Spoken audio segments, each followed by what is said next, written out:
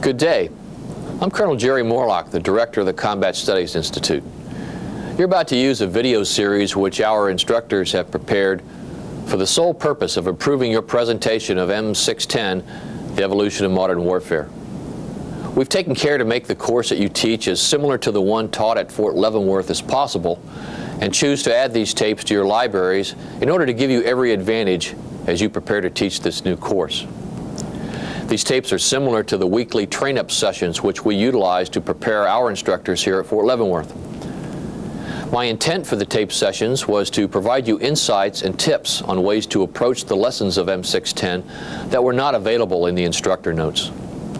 I've drawn various instructors, military and civilian, into the sessions based upon their specific expertise and historical background.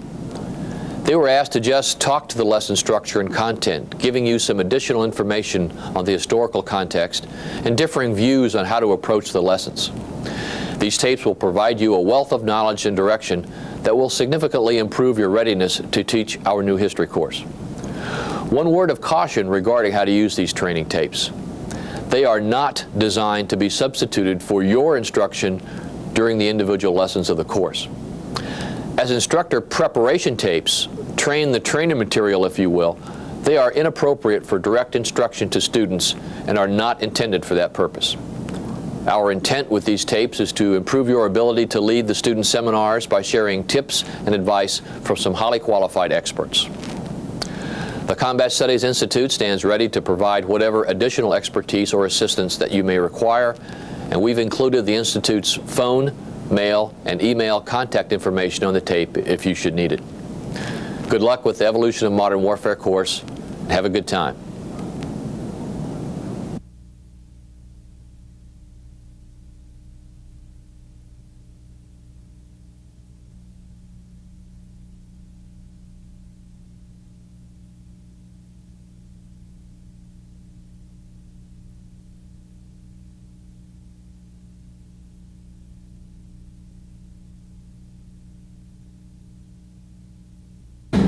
Greetings and welcome to Lesson 3, The French Revolution and Napoleon. My name is Dr. George Gavrich. Joining me will be Lieutenant Colonel Scott Stevenson. If you remember, we were with you with Lesson 1. And based on that performance, I know they can hardly wait for what we have before. Exactly. And since last time we talked about limited war, it seems like we shouldn't stick on the same message, but talk about something different. What we're going to be talking about is a revolution in military affairs of a tremendous scope. If you remember when we talked about the age of Frederick the Great, is an age of limited war where armies fought often for just the territory next to the kingdom. The battles basically lasted less than a day. Most of the battles were sieges. On the rarer side, did you have open field battles. With the French Revolution and the emergence of Napoleon, warfare is going to take on a whole different dimension. We're going to be talking about Napoleon being able to raise a 500,000 man army plus and march all the way to Moscow, while at the same time having a 500,000 army down in Spain. Something unheard of. A war economy that can sustain battles for several days. Napoleon said, I could lose 30,000 people in one day and fight again another day. Something Frederick could not afford to say, something monarchs before him could not say. So we're talking about a transformation in warfare from an age of limited war to what some people say starts to move toward total war, general war, where battles and armies are on a whole different scale than ever before. The way I think this lesson could be organized is it's important to see that any great commander, like Napoleon, a genius, military genius, is a product of his time. So it'd be good to talk a little bit about the French military and the innovations they're trying to bring in, then talk about the French Revolution. Some say there couldn't have been no Napoleon without the French Revolution. What impact does the French Revolution have on warfare? So in the first case, we're talking about some military influences. In the second case, non-military influences as they shape and help explain this new warfare that emerges. And then we need to talk about Napoleon himself and the system that he creates. What changes does he bring to make for warfare on a whole different scale, and then end by looking at how he gets defeated at Waterloo and his undoing. Let's look at first the French military. If you remember, not Napoleon, I should say Frederick the Great beat up on the French military. After it was all over with, a good number of French officers, serious about their profession, thought about how they could reform so that they would not be beaten by Frederick again. And I think it's important to talk about some of the changes that are brought about in the French military, because Napoleon's going to be raised as a young officer in this monarchical military, the Ancien regime, and he'll take ideas of those reformers and put them together. So let's talk a little bit about the French military before Napoleon and the French Revolution. There's a couple of figures that get mentioned, or several figures that get mentioned over and over again. One of them is Guibert, who talks, is making some stabs at the military theory, and we talked about military theory. Could he be like the Tofflers of back then, or great thinkers looking at the future and the present and making sense of it? Depends on how you look at the Tofflers, doesn't it? Okay. All right. But here's a fellow who's thinking about the future war, says that war may take on a whole new scope that once you get the people involved. Remember in Frederick's time, normally you try to keep the people off the battlefield. You have your trained professional armies, and again, the ideal is to be able to march an army through a province and have the population not even know about it. But what happens if you get the population involved? This may throw things off. Guibert's got some theorizing about that. Of course, he can look across the ocean in last lesson, lesson 2, about the American Revolution, and see there is a people involved. And what does that mean for the future warfare? Absolutely. Some thoughts about that. There's another fellow named Gribeval who institutes a whole bunch of changes, especially in French artillery, toward making it more mobile, more of a instrument of supporting maneuver on the battlefield. He lightens up the caissons. He lightens up and standardizes the different pieces of artillery and makes that a much more useful, effective tool than the heavy guns that had to be dragged around the battlefield. And once you set them in place, basically they stayed there for the whole battle. Under Gribeval, French artillery is going to probably be the most technically advanced in Europe. I think the interesting point there is Frederick was very good with his infantry. They were the centerpiece of his army. The French cannot drill to that level, they feel. Is there a cultural problem? A cultural problem. So they can fall back on what makes their strengths. They got famous engineers and they got famous artillery people. They've got more resources so they could build more artillery pieces. So what they end up doing is playing to some of their strengths, building up the artillery. They have the resources to have more artillery pieces, standardize it, make it lightweight. And you've got some artillery theorists who are saying, if we can do these things with artillery and start massing it because it's lighter, faster, we could maybe make artillery the decisive arm on the battlefield. A kind of a revolutionary thought. Napoleon is what, an artilleryman? Indeed. He is exposed to these ideas, he's exposed to these reforms, and he is in one of those experimental units that's playing around with these artillery pieces. Well, I think it's also interesting, as a Corsican, a guy who shows up at military school with a heavy Italian accent, he's sort of an outsider, and he doesn't have access, coming from minor Corsican nobility, to the more fashionable regiments, either infantry or cavalry. So for him, going into artillery, which accepts middle class and lower nobility into it, is kind of a logical thing. Sure. But he starts out as an outsider. And here's a guy we see early on with kind of a fire burning into him, and he's willing to accept these changes that he sees going on in the French army, and he's doing some thinking of his own.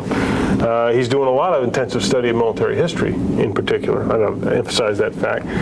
But like Frederick the Great, we should emphasize that too. We should emphasize that as well. I think we're on to something here. All right.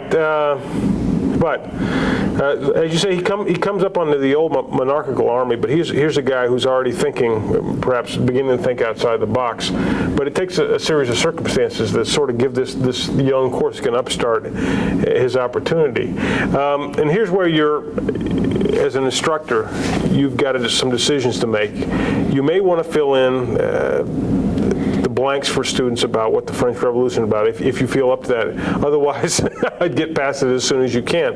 You've got to mention it at least in passing, because it sets the stage for what some people consider to be the greatest general of all time, Napoleon. What some people refer to as the god of war, Napoleon Bonaparte. He's a product of his upbringing in the old army. He's a product also of the Revolution. The French Revolution is a complicated thing, and whole libraries have been devoted to it.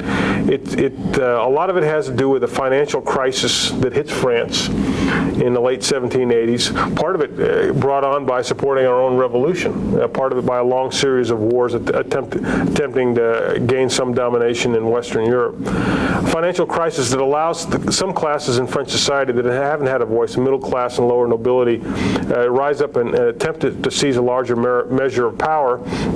And, well, it's also, I think it's an agrarian and an economic crisis, lead to a political crisis. You know, the king attempts to flee the country, Louis XVI, he gets captured, he gets beheaded, and all of a sudden, all the crowned heads of Europe are starting to get a little nervous about what does this mean when people can rise up and overthrow and then execute a king. The whole system is at risk here, and so all the major powers unite to put down this French Revolution. Sort of like the Bolshevik Revolution brings in the rest of the world against it, and the Iranian Revolution, when it emerges, people want to stop it.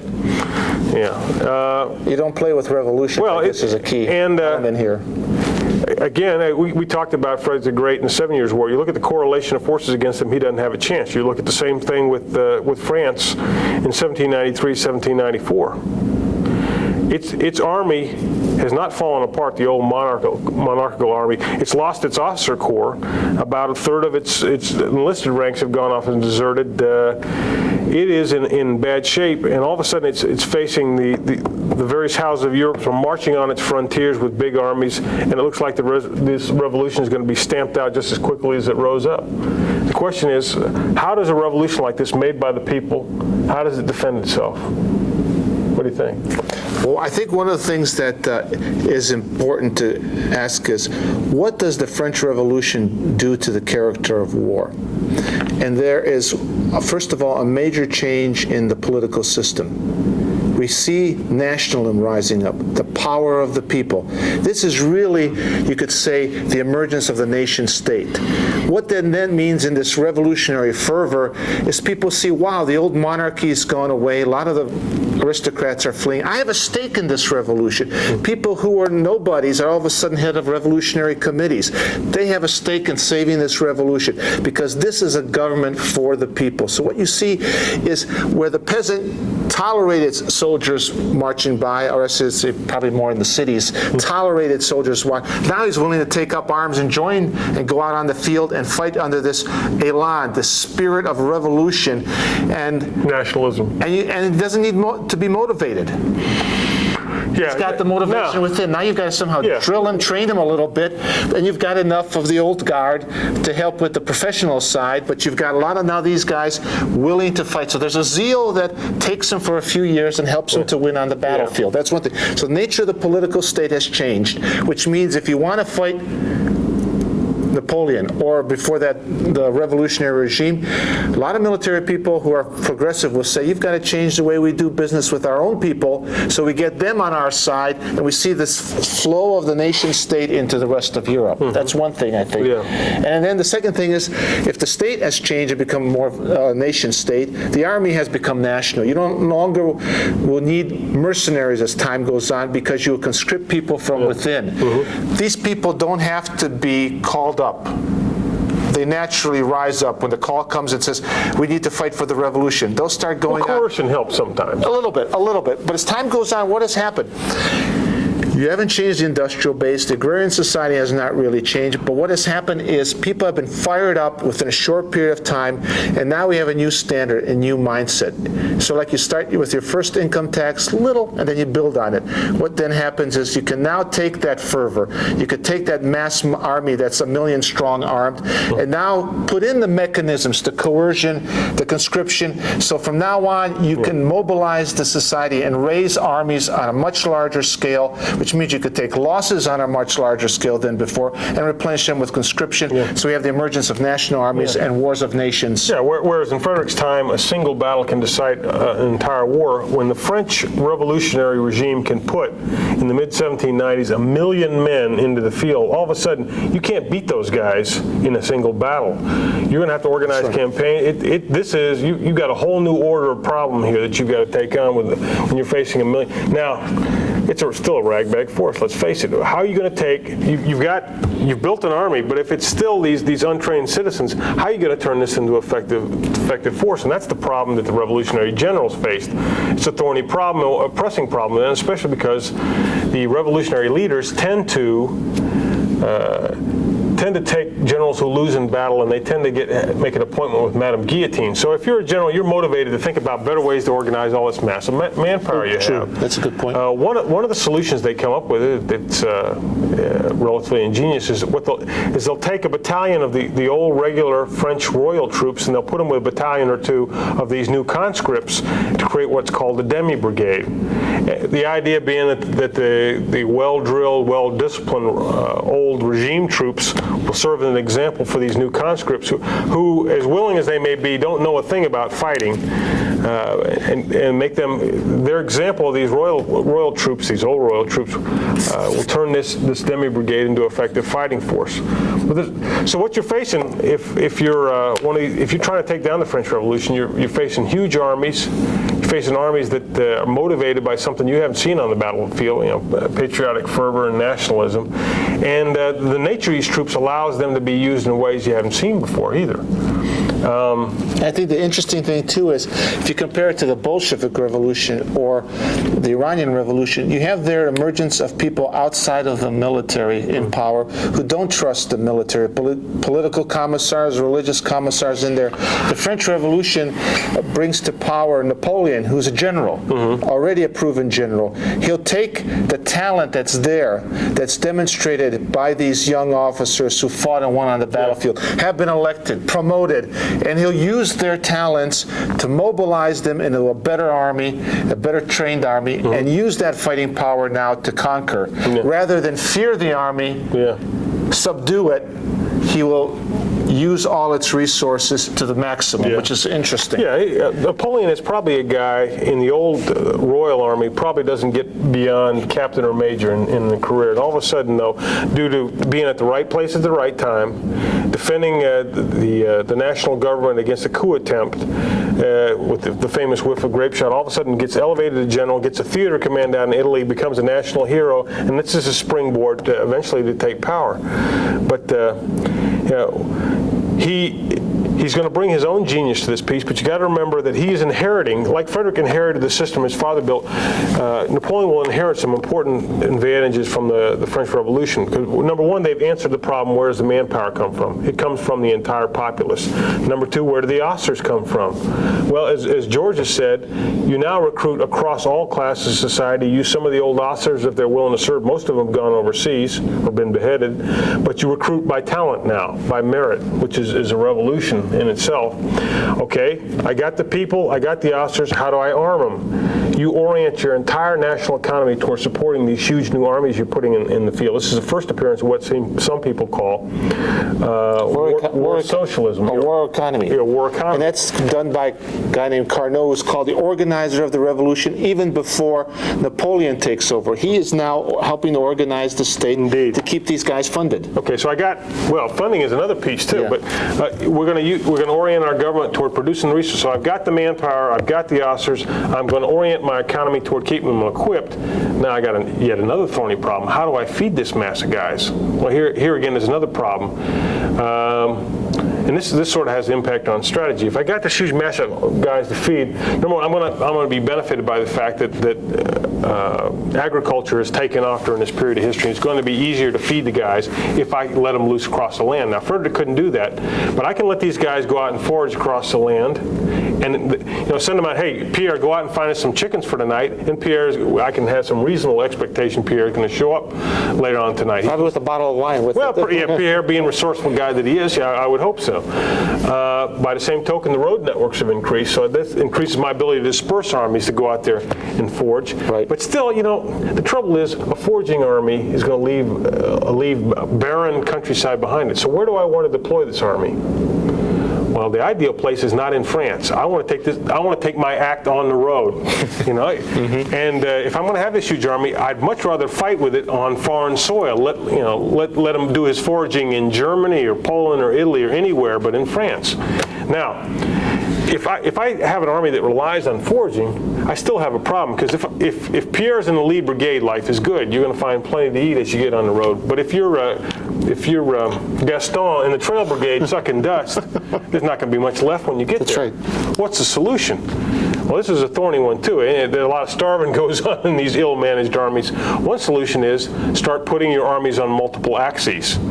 It's a fact of life. If you want to feed them, you can't put the army on a single route like Frederick used to do. Frederick could rely on this carefully organized system of military depots. Well, a French Revolutionary Army can't do that. So by necessity, they're going to use multiple routes. But Napoleon's going to turn that into a benefit, isn't he? Yes, he's going to create the corps system. And what that means is you can create independent commands that march down different avenues to congregate, to mass at the decisive point or for the engagement.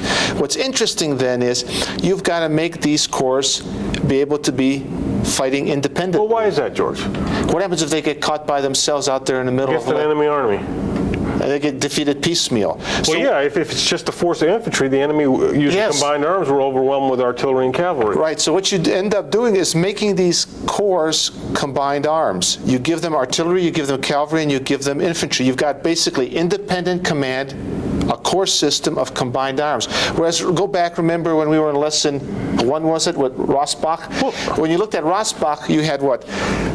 On the hill was the artillery, Seydlitz and his cavalry were hidden behind a hill, and the infantry was in a different place. All the arms were there, but they were not integrated at the level of integration that we're going to see with Napoleon's army. And it means now independent commands, armies not marching as one single army, but on multiple axes, each corps independent. I still got a problem with that, George, though. If That's why you... If I'm Frederick, I know I've got everybody in sight. I can keep track of my army. I can orchestrate its efforts on the battlefield. But if I let these guys go marching off across country under separate commands, how do I keep control of this mess? First of all, you've got to get good intelligence, you've got to have a good courier system, and you teach them that you march to the sound of gunfire. So what you'd have to do is find subordinate commanders who can use their own initiative. And well, you don't have to necessarily find them. They've all, in a way, been developed by this long series of revolutionary... They've surfaced for you. So you've got your future marshals there, and all you got to do is just kind of give them a promotion, a marshal's baton, and they've got the experience to be able to fight independently. And then when the fighting starts, you teach them, you march to the sound of the guns. So that's kind of like a satellite message coming down to the commander. There's fighting over there. I know what's fighting. Napoleon wants me to move there, so I move over there. Okay. Well, that's good. And what does that mean then? It means you can... it's going to be more difficult when that enemy comes out as a single army. Like if you look at that Prussian army coming out, it's in Frederican spirit. It's well-disciplined, finely tuned, old generals who believe in Frederick. You know, this is the army of the 18th century. They're going out to meet the new army, and they can't figure out, because it's going to be coming on multiple axes, where's the main threat? Yeah, that's the example I use with my students. If you're looking for Frederick's army, it comes at you like this, okay? It comes at you like this. Is there any doubt where the main effort is? Now, it's right there in that fist. If it goes like this. Okay? But what you see with Napoleon is that. You see multiple columns. Okay, so I'm a commander. Where's Napoleon's main effort? Is it here? Is it here? Is it here? I'm not sure. If I attack this guy, and I guess wrong where the main effort is, what the rest of the guys will collapse on me. And that's part of Napoleon's part of his system. He moved by corps that would move in a box, say a corps at each corner of this book here. Let me put it down here where you can see it. All right. And if you go after this corps right here, the other ones are trained to move against your flanks. Wherever you hit it. If you hit it here, for example, the other guys will move to the sound of the guns. They're about a day or two within each other. Each corps is designed to fight independently. It's designed to fight just long enough for the rest of the corps in that box to come to his rescue. Now what happens if I'm coming at you in a coalition? Here's a Prussian army, and here's maybe a Russian army. I'm not coming towards you. What does the corps system allow Napoleon to do? Good question, and you'll see this again and again. If we unite, he uses we're going to be this, more powerful. You see Napoleon using this in his first campaign in Italy. You see Napoleon using his last campaign at Waterloo. It's fix one force or slow it down, and mass on the other force. He is a master exploiting the interior lines, exploiting the enemy, the division between enemy troops and coalitions, massing on one and then turning around and beating the other. And he'll do it again and again and again and again. Now, we've talked about his system. I think we ought to talk about the guy himself too. What makes him special? You know, we said he inherited all this good stuff from the French Revolution. You know, is he just a lucky guy who happened to be at the right place at the right time, or does he bring something special to the art of war, to the battlefield? What do you think? I think, first of all, I would say he's partly a product of his time, and that's not to demean his accomplishments. We're all products of our time, for better or for worse. So he does benefit from the French Revolution and what it brings to warfare. He does inherit some good ideas and reforms from the French military. So I think, yes, you have to look at, he is partly a product of his time, and he's partly lucky. But there's nothing wrong. What is it Napoleon once said? If I have a choice between a good general and a lucky one, I'll take the lucky one any day. Any day.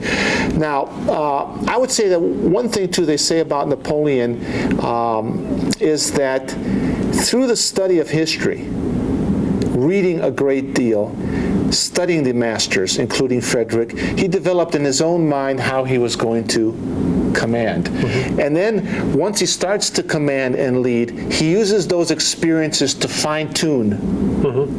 And in a way, that's the same scenario you see in a way with Frederick the Great. He got the tutors, he studied the history, he went out on campaigns with Eugene to observe. The first battle comes, he learns a lot from it, but he's got the base of knowledge. He's been tutored, educated well. In Napoleon's case, it's more self-taught. So that's one, I think, thing you have to keep in mind. And that's the importance of study. That's why all these great guys who are successful try to impart to their subordinates study. What else do you think makes them good? I keep a vivid picture in my mind of Napoleon preparing a campaign. When he anticipates he's going to go to war, say against Austria or Russia or Spain, what he'll first do is assemble all the books he can on that area, the geography, the topography, the social organization. Then he assembles all the books that can be found on previous campaigns that have been fought there, campaigns in Frederick's time, campaigns in ancient times. Then he assembles the best available maps, and he will spend, apparently, according to some accounts, day after day on his hands and knees, poring over these maps, figuring out the distance from point to point, then poring over these accounts. What's the terrain like? What are the key points? Where are the river crossings? Where is the enemy likely to deploy? And as he's doing that, he's starting to send out his cavalry and his agents to go out and start developing the intelligence. He is a one-man staff. Now, he has a chief of staff guy named Berthier who's very good at transcribing his orders, but what this guy brings to the battlefield is a sense of time and space that normal people don't understand. An understanding of, if I move this guy here, where's the enemy likely to be? How fast can I react to an enemy move over here? He keeps it all up in here. Something that mortal men at this time have real difficulty doing. But he's developed that ability by spending all this time studying the maps, developing the branches and sequels a campaign as he goes along, and it's amazing. Now he's got hundreds of guys working for him, whether couriers or scribes or what have you, but he's keeping the essential pieces up here. And he doesn't have a staff the way we understand it today. You know, when it comes time to develop courses of action, he asks one guy himself, what are the courses of action? And he starts working that as it. It's not, and in a way, you could almost say that the modern staff was built to try to simulate what Napoleon did by himself.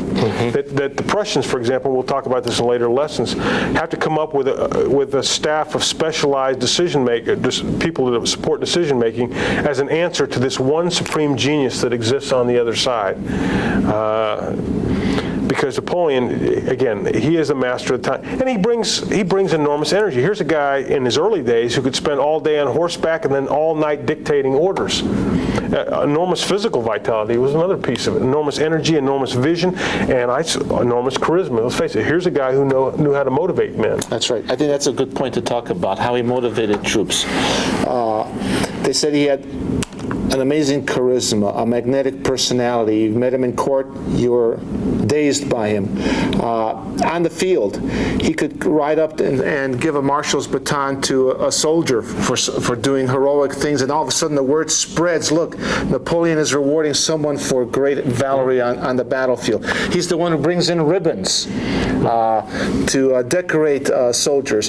He's able to reach out and touch the individual soldier and motivate him, because motivation is difficult, and that fervor of the revolution died within a couple years of the revolution. And a lot of these veterans at the end at Waterloo are fighting for the emperor. They're war veterans who go to battle because it's him. And when I think it was Marshal Ney, one of them was sent out to stop Napoleon as he was marching back into power, to capture him for the king. And he meets Napoleon, and he just kind of crumbles in front of him and turns over and says, "I'm going to be on your side now." So his ability to touch out and motivate the individual soldier was a gift, and it was a highly motivated army when it was at its peak. The other thing I think that was interesting is that he had almost a photographic memory and knew the detail.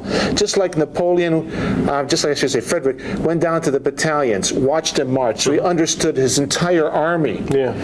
Napoleon could remember details, and he'd go through logistics records. Names. Could walk through a regiment and remember the names of the old veterans. And then there's a battle going to take place at potentially a battle at some seaport. He'll ask about, are those batteries still on top of that hill? So here's the thing, that as you go up higher in rank, don't forget those little details that take you down to the point of the There's another piece to it too, and it's in your instructor notes that I'd add as kind of a counterpoint to what you say is capacity to detail. This famous quote by him, he says, "There are in Europe many good generals, but they see too many things at once. I see only one thing, namely the enemy's main body. I try to crush it, confident that secondary matters then settle himself." For all this capacity for detail, here's a guy who could focus in on what's truly important, and he could let all the little worries about this or that go away and decide, hey, this is what I need to do, and I'm going to take action. The French have a word for it, coup d'oeil, kind of intuition about what reports to discount, what reports to accept, what are the key matters of this fight here. There may be some fog and friction out there, but I can focus in on what's really essential. And going after the enemy army was one real change he's made to warfare. Remember, in Frederick's time, if you want to avoid battle, because an army was a big investment, so you tended to fight sieges that ended up deciding the fate of a local county or a fortress or a province. In Napoleon's time, in Napoleon's way of war, there was one object. It's the enemy army. I crush that, then I put my foot on the enemy's neck and I dictate peace. I hit him with a decisive battle, crush his army, then I can have my way with him. I have the troops to do it now. The French Revolution has given me this huge army. I can risk battle now. I can go out there and go for the decisive action. And I'm going to hit him with this thunderous fight, stun him into submission, dictate peace to him. And he'll do that again and again through the successful years of his reign. He'll go out there and fight the decisive battle. His masterpiece is Austerlitz, which is in your reading. I think one of the things that to me is interesting is he's trained a different army. His speed doesn't come like Frederick's speed in marching with a quick pace and a disciplined fire of his infantry. He has brought speed with the ability to bring combined arms and bring corps together onto the battlefield, hitting you from all sides at the operational level, hitting you with all those combined arms in an integrated fashion on the battlefield. And with artillery being so much more important, you don't have to spend as much time training your infantry like Frederick did. You make it more of a light infantry, all-purpose infantry, so you don't have to train it as much. It can be replaced much faster than Frederick's. So now if you want to fight against Napoleon, you've got to mobilize your society differently, you've got to be able to sustain losses at a much higher rate, and you've got to be able to replenish and adapt some of the things that Napoleon does, which means you take a little bit of the corps system, you take his infantry, artillery, and cavalry tactics, incorporate them, da-da-da-da-da-da. Yeah, and if you're a European monarch trying to fight, this is a brand new way of war, and it's stunning. It's faster than what you've seen before. It's more massive than what you've seen before. The tempo of warfare is like you've never seen. Napoleon's constantly operating inside the decision cycle of his enemies, who are used to moving in that methodical single column from siege to siege. Now here's a guy who comes at you in multiple columns and wants to fight the big battle. Well, what you going to do? The case study that you're offered is Austerlitz. And again, as I said before, Napoleon's masterpiece, and I offered as kind of amazing example of how Napoleon sees a battlefield, has pictures in his mind, establishes what we'd call in modern parlance information dominance, has an outstanding deception campaign, and then on the tactical battlefield, we've talked about his operational feel for a fight and when to bring the corps together, but the tactical feel, the minute-to-minute awareness of where units are, how long his units can hold out, when the enemy is going to be in a really vulnerable position, and then deciding at the exact right moment to commit his reserve into the enemy weak spot to exploit the situation he's already set up days before the battle even goes on. He also is aware that the enemy's decision site, because it's a coalition, it's Russians and Austrians, it's the old style command and control where the monarchs, the Austrian emperor and the Russian emperor are at least in name, if not in fact, in charge. There's no coalition doctrine these guys could work off of. Yeah. No fails to help integrate them. Yeah. I think the thing that I think is important, when I look at coaching, if you've got a talented team like the Bulls just won, there's so much more freedom that a coach has in how he plays the game. He's got the talent, he's got the confidence. I think what you see in Austerlitz is a confident Napoleon who can take a risk. It's amazing. We say in warfare you go for the decisive point. You take the high ground. Napoleon was sitting on the high ground.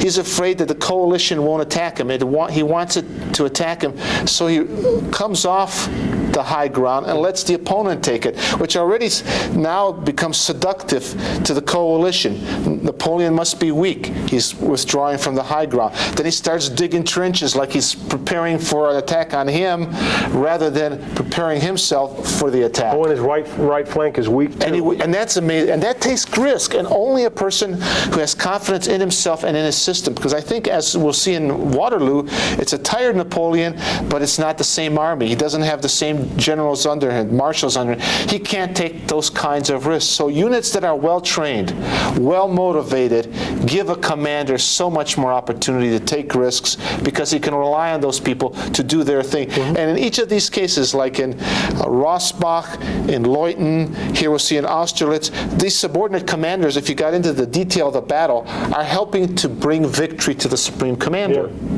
Seydlitz does it at Rossbach. You've got a couple brigade and corps commander that show initiative and heroism to help pull this thing off for Napoleon. But it still reflects greatly on the man himself who crafted this army. This is his Grand Army. He's taken quite a bit of time to shape it, train it, mold it to be his fighting machine. Well, if it's so wonderful, how did anybody ever bring the guy down? Yeah, how do you have to be as good as the Germans were in 1940 to or beat as good them as the Bulls were this year? Yeah, and to beat them in 45. Do the Allies have to be as good as Napoleon was in 1814 to defeat him in 1815? Or as good as he was in 1807 to beat him in 1815? Right. And I would say no. What you find is, on the one hand, there's going to be some decline in Napoleon and his system.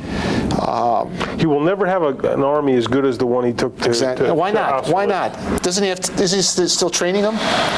Not to the level they were in 1805. You know, the army that he takes to Austerlitz is an army that has spent a period over a year at sites along the British Channel below, going from brigade to division to corps-size maneuver. It's an army that's intensively drilled. It's an army that is made up of, in large part, of veterans from the previous wars of the Revolution. It's an army that has got officers who have been brought up through that talent search that Napoleon and the previous leaders have done. He's got great leaders. He's got well-trained troops. He's got the system in place. He'll never have an army that good again. You could create it, but there is a problem, I think, in that the revolution created the talent. He did not create a system to keep that Good talent point. coming up. Good point. So There's no staff college. There's no... exactly. There's no great educational system. So what that means, it all depends on Napoleon. And when he's losing, or there's marshals, or they're starting to age and not be as good, he does not have the ability to create a new generation of leaders to replace them. He is too much dependent on himself. He's probably too vain, too arrogant to learn from his opponents, to give them credit, plus to be able to recognize talent beneath him. So that's going to be one problem. You're not going to have the people underneath you. Frederick the same. He dies basically with a pretty good army, but it's dependent on him. You don't see any great leaders emerging after Frederick. The guys that are in charge are old guys who just want to imitate Frederick. They don't want to change the system. Which in large part explains why the Prussian army gets spanked so bad in 1806, gets a national humiliation at the hands of Napoleon. That's the second of his two classic victories. First Austerlitz in 1805, then there's Jena in 1806, and he's taken on the best armies of Europe. It humbled him. He's the master. Where do you go from here? Well, again, just like Frederick had to face an Austria that's constantly getting better, raising the standard, Napoleon's going to have to face enemies that are forced by, if they're going to face him, to improve themselves. Austria is one example, Prussia's another. And there's Napoleon himself. His eyes get bigger than what he can digest. He looks around, he says, I'm going to make Europe one gigantic embargo against the English, who are the only guys at that point who are holding out to him. By 1807, 1808, the only people who are holding out against Napoleon are the damn British, as they say. He can't get at them because he's thwarted by Nelson at Trafalgar. He can't build a French navy that can face him. So he's going to put a blockade on. He figures he will humble this nation of shopkeepers with the continental system. The problem with the continental system, there's some leaks in it. The most prominent at each end of Europe. At one end there's Spain and Portugal, and at the other end there's Russia, who don't want to play along. So Napoleon says, well, I got to bring these guys in the system. In 1808, he goes to go through Spain to get to Portugal, to clamp down on them, ends up in a campaign that turns into a people's war. The Spanish people rise up against him after he deposes their king. He gets into a long, bloody, brutally ferocious, lots of atrocities on both sides, guerrilla war in Spain that eats up, by some estimates, as many as 500,000 French troops over the period from 1808 to 1812. It's what is called the Spanish ulcer that eats away at his army. At the other end is Russia. Now, that's a whole different thing, isn't it? And what's interesting there is, with the vastness of space there in Russia, Napoleon just gets dragged deeper and deeper into Russia, not necessarily by design, until he extends his line so far that he can't get back. It's reminiscent of what we'll see in World War II with the Germans. And he loses basically 90% of his army. Mm-hmm. Yeah, he goes into Russia with the same plan he always does in a campaign. I'm going to go in there with a massive force and force the enemy into a battle. But the Russians say, well, we're going to fight you, but I think a little further back. And they get ready to fight a battle, and they get cold feet, and they pull back a little further. The Russians don't have this plan from the start of a scorched earth back to Moscow. It works out that way, though. And Napoleon keeps having this idea, I'm going to bag the Russian army. I'm going to bag the Russian, like, it keeps slipping away from him, and eventually he's all the way into Moscow. The question is, what now, GI? Well, if I take the enemy capital, he'll be forced to make peace. The Russian Tsar says, not necessarily. And here's this great genius, and he has to scratch his head in Moscow, try to figure out, what the heck happened? I won all these battles, I'm sitting in the capital, and he's still out there with his army, and he wants to fight. And it's getting cold. I better retreat back. And here, you have genius who has created a system, won on the battlefield, forcing opponents to give up, and all of a sudden he finds it's a different ball game. Yeah, and he's, in a large extent, he's a victim of the kind of forces that helped him along. This nationalism in Spain has given him fits. That's right. The Spanish people have risen again. And nationalism in Russia has given him fits. Here's a people that refuses to give up even after their armies are beaten in the field and their capital is taken. The Russians refuse to throw in the towel. And then as he falls back with his beaten army out of Russia, the Prussians say, wait a second, we're going to rise up in a spirit of nationalism and take on Napoleon again. And the Austrians do the same thing. And all of a sudden, by 1813, all Europe was ablaze against him, and he's lost the biggest army he's ever put in the field. He's put, some estimates, between 500,000 600,000 men into Russia, lost virtually all of them. He's got to rebuild an army from scratch. Well, he does that. He puts 400,000 men into Germany. He fights a huge campaign in eastern Germany. It culminates in 1813 in the Battle of Leipzig, which is the biggest battle in history to that point, with about 250,000 people on each side. He loses. He falls back into France, fights another masterful campaign, but at this point the French people are running out of gas. The nationalism, the fervor that he'd relied on, the desire for glory is just about gone at this point. Well, it'll flicker up one more time. He gets kicked out in 1814, he'll come back in 1815. That sets the stage for the Waterloo campaign. we get to see Napoleon at his best and his worst too, I think. Yeah, I think that's interesting too is that manpower, there's a limit to how much any society can stay fired up with war, reap the benefits of war, and see its people being killed off in war. So you find the character of his army changes. He starts bringing in what you call them mercenaries, forcing Poles and others to fight for him. So it's no longer the national army of the French Revolution in the early period of Napoleon. Then I think if you look at Waterloo, the thing that's also going to be interesting is that because he has been so successful, he's basically almost conquered the entire continent of Europe. The opponents have to get their act together, and they work a little more on better coalition warfare. And you're going to find at Waterloo, when the Prussians get beaten before Waterloo, instead of running away, their king has told them, stick with the British. Don't give up, because divided, we're going to fall. United, we're going to stand. So this defeated Prussian army, or at least part of it, instead of pulling away to its logistic lines, moves toward British to fight against a couple approaches that I'd recommend for Waterloo, and I think there's a real accessible article in here, The Downfall of Napoleon at Waterloo by Britt. A couple ways. One I like to do is have students give briefings.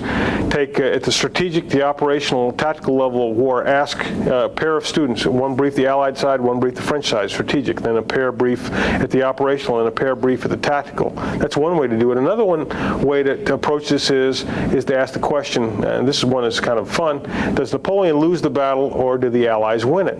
Kick that one around a little bit. Yet another way to approach Waterloo is say, what were the key decisions made that determine the outcome of the Battle of Waterloo? And you could point to several.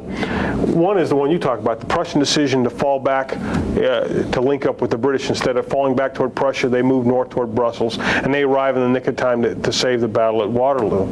That's one key decision. Another key decision may be Napoleon's decision to send Grouchy after the Prussians. Picks the wrong man. Grouchy doesn't do a good job of chasing them, and as a result, the Prussians get away.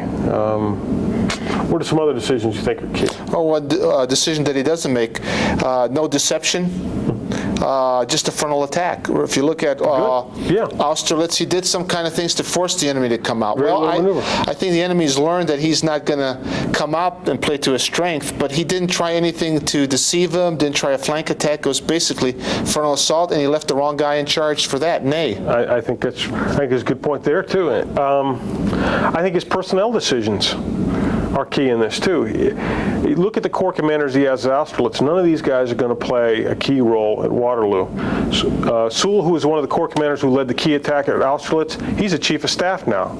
Okay, he has to be. Well, Napoleon decides he's going to give him that job because he's lost his old chief of staff. Davout, who held the right flank as the key player at Austerlitz, is now back in Paris holding down the political situation as a minister of war because Napoleon's worried about his rear area. So all of a sudden you've got a key corps commander now doing political military stuff. Lannes, who was his key commander on the left flank at Austerlitz, is dead. He dies in one of these mini campaigns that Napoleon is going to fight against Austria, in this case in 1809. So the old cast of characters, the old first string is gone here. And he's playing with second stringers as corps commanders and division commanders. And I think that's going to play a key role. And a smart coach in sports will retire after he's won a championship and not drag on. And some people say that like 1808, 1809, right around that time, already you start seeing Napoleon making mistakes with increasing number. Because there's only so long that you could be at the high level of insight, energy, health. He's a sick man, he's a grumpy man, he's a tired man, he's a defeated man who's trying now to regain. He has this urgency to win. So he's pushed to maybe go to battle. Before he could play to his strengths, now he has to play to the opponent's strength by getting a quick victory so he can take back home a victory and say, look, I'm winning again, because he knows the home front is questionable. That's why he's left a good guy to watch it. But he's also a guy he needed on the battlefield. That's a great point. And this is a point brought out in Peter Perret's article that you read early in this lesson, is when Napoleon as emperor is also commander-in-chief, you got some wonderful unity of command. It allows you at the strategic level to move inside the decision cycle of the enemy, but there's the downside too. According to Perret, and I think he makes a good argument, Napoleon doesn't know any way to fight but total war. He doesn't know how to fight a limited war the way that you might have in Frederick's time. So he forces his enemy to fight a total war back against him. There can be no negotiation with this guy. You have to crush him, because that's the only kind of war he fights. Because he unifies the political commander and the military commander together, there's no checks and balances in the system either. It means when Napoleon, the military commander, wants to go out and fight the campaign, there's not a political leader who said, no, let's tailor this campaign to the political objectives we have. Together they have one objective: let's go out and crush the enemy. And in the end, that's going to be a downfall. There's no political restraint to this guy who's out there trying to win the decisive victory all the time. Right. One way that I like to look at Waterloo, you might consider it, is that you've got three different armies going to battle. You've got the army of the 18th century and the British. They're still very much a mercenary, emphasizing marksmanship. They haven't changed that much, because their army just goes ashore, stays close to the Navy, does its fight. If it needs help, it runs back to the fleet and sails away.